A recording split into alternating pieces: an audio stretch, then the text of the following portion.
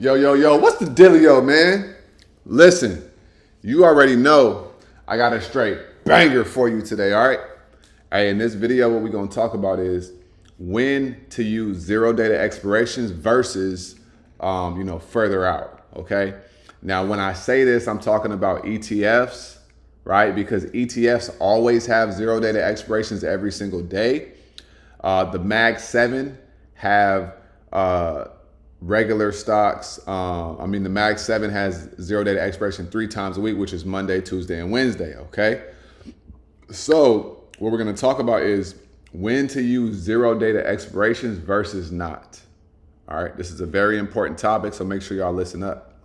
Now, if you want financial advice, be sure to talk to a licensed financial advisor because nothing that I said in this video is financial advice, okay?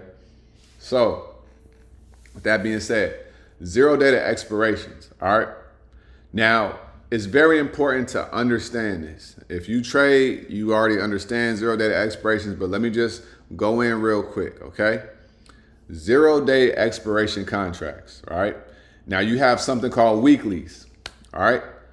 Weeklies are those contracts that expire on the Friday of that week. That's what a weekly is, okay? Weekly contracts, okay? That's what a weekly is.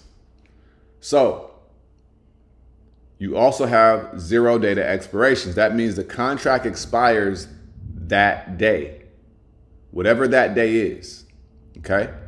When you're trading ETFs, SPY, QQQ, IWM, IBIT, TLT, right?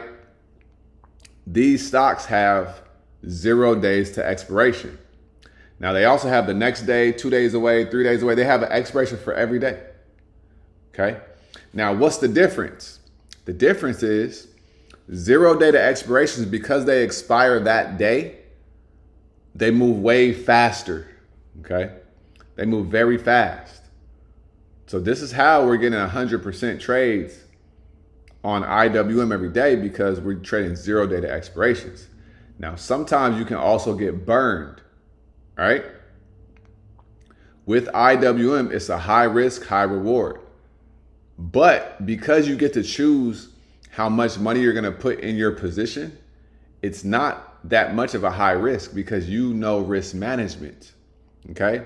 But sometimes you are going to have a situation where you want to get the setup, but you do not want to get the, you want the setup, but you don't like the,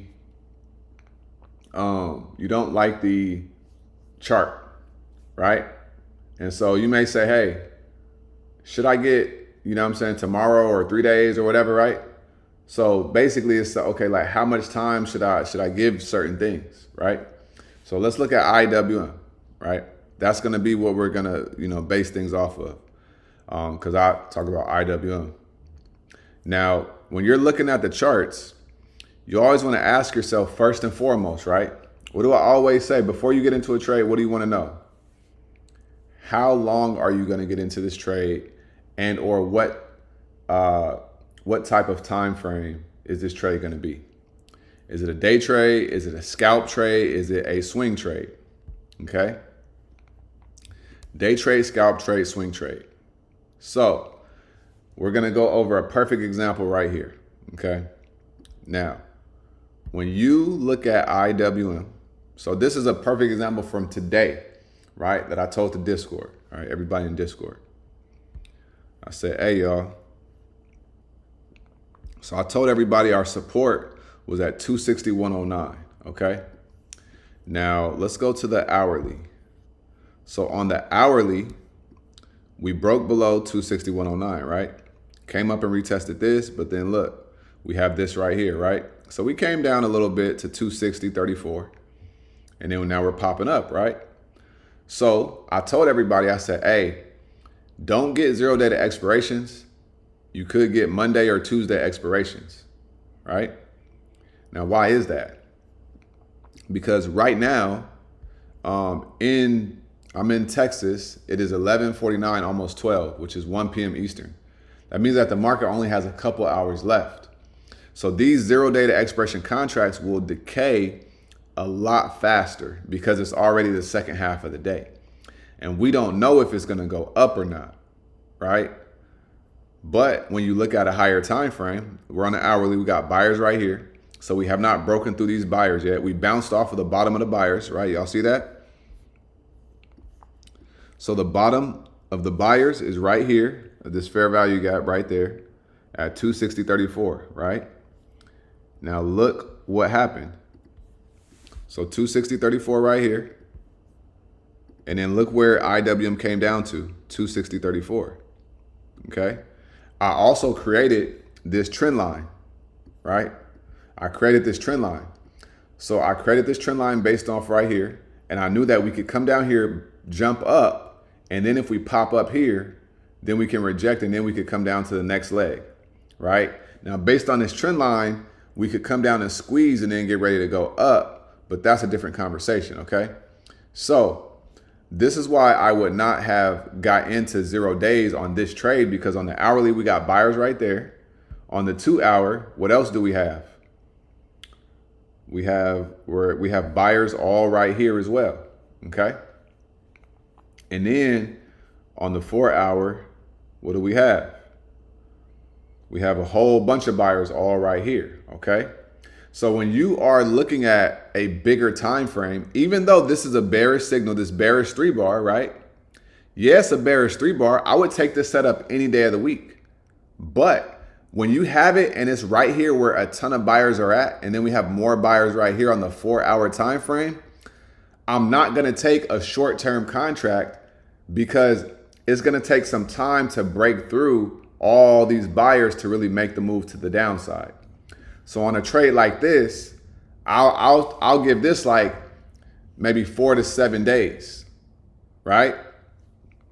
Maybe 4 to 7 days, just to be a little bit on the safe side, right?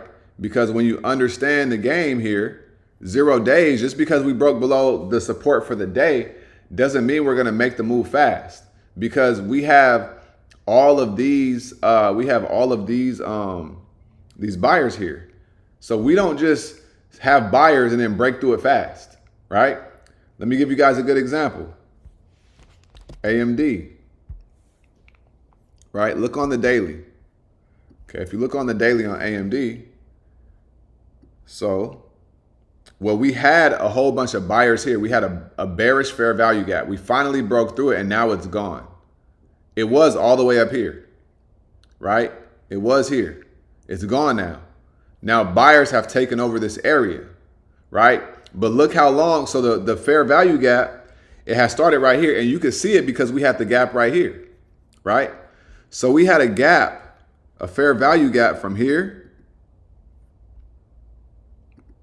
right? And here, right?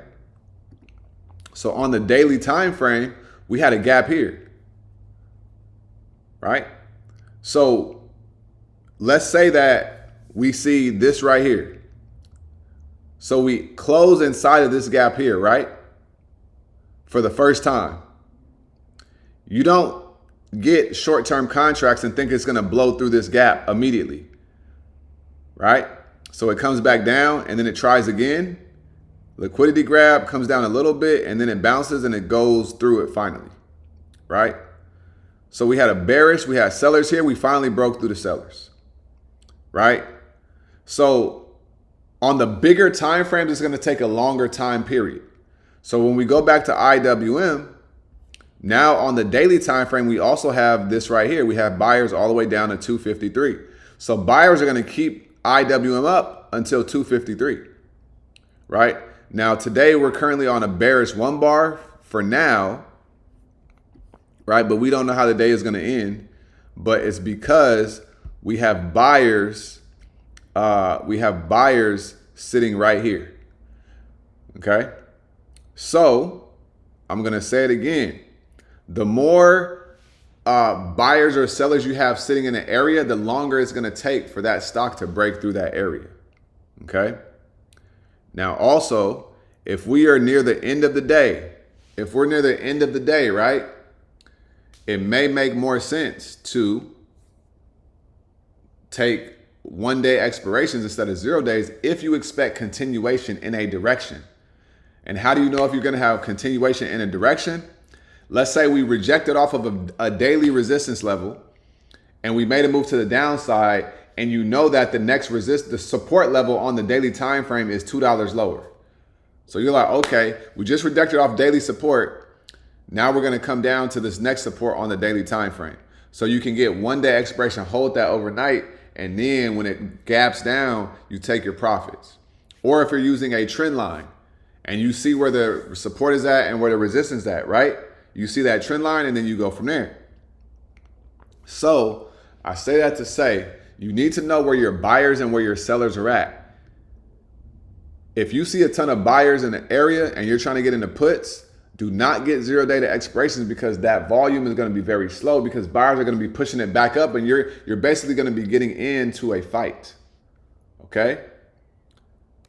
And the same thing goes for if you're trying to get in calls and you got all these sellers up here, right? And you like, oh, we gap down, so we're going to come back up.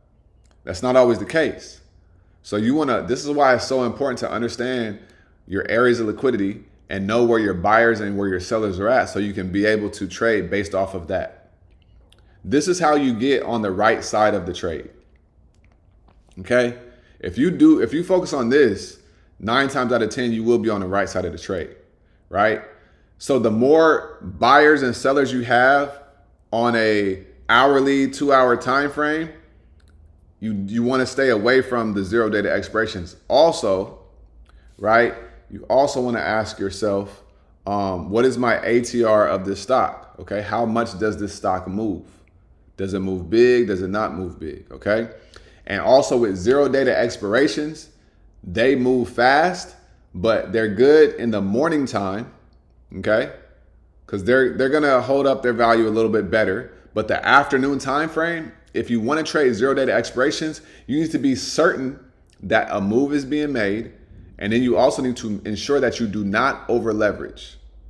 As long as you do not over leverage, you will be good, because it is an asymmetrical thing, and it means that you can make way more than the money you put in. So let's say, depending on what your account size is, let's say you like, I don't care about $200.